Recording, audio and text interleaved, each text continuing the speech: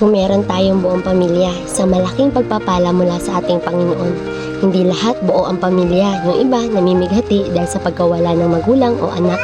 Kahit hindi natin gustuhin, ipinagkatiwala lang sila sa atin, kaya habang naririyan sila, pahalagahan natin sila. Mahalin, bigyan ng oras, alaga ang mabuti sa abot ng ating makakaya. Bawat oras mahalaga, kaya huwag nating sayangin ang mga pagkakataon na inilaan sa bawat isa. Hindi madaling mabuhay sa mundong ibabaw. Maraming hirap, sakit, pagsubok na kailangan nating harapin sa araw-araw ng ating buhay. Pero alam mo kung anong pinakamasarap? Yung mabuhay ka na meron kang totoong relasyon doon sa lumikha sa'yo.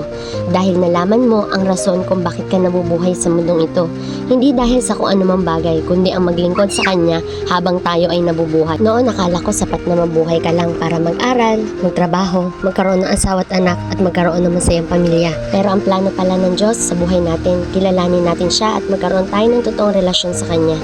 Hindi lang sa nakilala mo siya kasi siya ay Diyos, kundi kinilala mo siya bilang Ama, kaibigan, masasandalan sa panahong kailangan.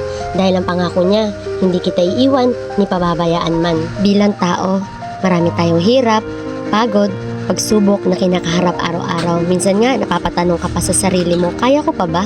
Malalampasan ko pa ba? Bakit sa akin nangyari ito? Hindi na lang sa iba. Kapatid, wala pang pagsubok na dumating sa inyo na hindi nararanasan ng lahat ng tao. Tapat ang Diyos at hindi niya ipahihintulot na kayo subukin ng higit sa inyong makakaya. Sa halip, pagdating ng pagsubok, bibigyan niya kayo ng lakas upang mapagtagumpayan iyon.